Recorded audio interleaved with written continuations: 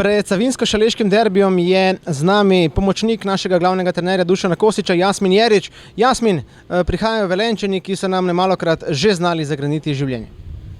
Res je, jaz mislim, da je treba tekmeca vzeti tako kot vse ostale.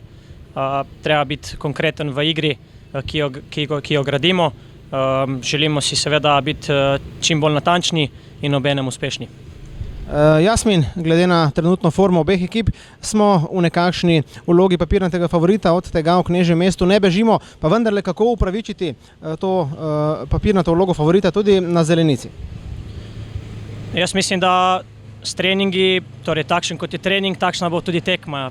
Verjamem, da igralci želijo biti vsak trening maksimalno osredotočeni na natančnost, na konkretne stvari v fazi napada, v dobro branjenje.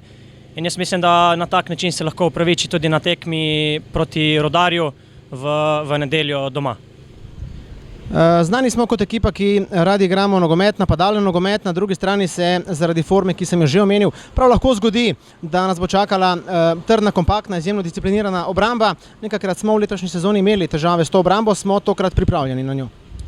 Jaz mislim, da tudi manjši medprostor nam ne bo povzročal preglavic, postali smo malo bolj umirjeni, treba pa še vedno te udarce sprejeti z lahkoto, ker je treba potem iz teh udarcev se dvigati, mogoče najti na drugi način graditi igro.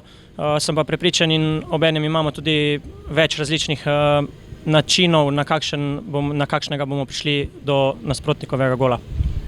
Jasmin, koliko lahko na sam obračun vpliva dejstvo, da je na drugi strani na klopi trener Jani Žilnik, s katerim smo sodelovali v preteklosti in da poznamo nekako njegovo filozofijo?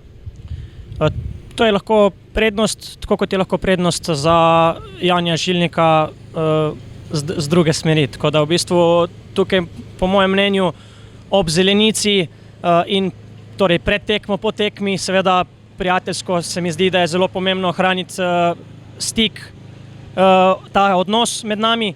Po drugi strani pa sama tekma predstavlja in tako za nas, kot tudi za njih predvsem nekaj novega oziroma nekaj drugega. Je treba dobiti 3 pike in smo vsi osredotočeni na to, da bomo uspešni.